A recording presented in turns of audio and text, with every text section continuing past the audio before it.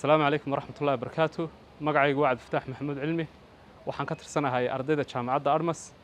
gaar ahaan qaybta ganacsiga ama kulliyadda business management business administration gaar ahaan qaybta maamulka iyo maareynta waxa aan ku doortay jaamacadda Armas waxbarashada quality-ga leh iyo shahaadada jaamacadda oo ah mid adduunka oo dhan laga aqoonsan yahay waxyaabaha kale ee ku doortay jaamacadda Armas waxa kamid ah maadaama aan ka tirsanahay qaybta distance learning-ka in ay jaamacaddu iga saaciday inaan waqtigayga habaysto oo aniga oo full time shaqeynaya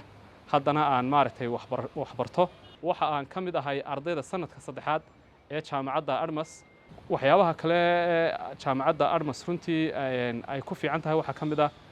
communication-ka ama xidhiidhka ardayda oo kale oo waxyaabaha aad maaragtay uga baahato si dhaqso ah lagu dhameynayo ama caqabadaha ka hor yimaada markiiba lagu xalinayo iyo imtixaanada iyo schedule-iska iyo waxyaabaha la xidhiidha maaragtay waxbarashada oo iyagana si aan maaragtay dib dhac lahayn lagu sameynayo oo maaragtay ballan kasta la oofinayo waxa aan kula talin lahaa ugu dambeyn dadweynaha danaynaya waxbarashada sare ee jaamacadaha in ay ku soo biiraan jaamacadda Armas siiba ardayda amaba dadka mashquulka ah ee full time shaqeeya waxaan kula talin lahaa inay fursaddan qaaliga ka faa'iideystaan oo ay ku soo biiraan oo ka qayb galaan ayaan ku boorin lahaa jaamacadda Armasna waxaan ku dhiirigelinayaa in ay halkaa ka sii wadaan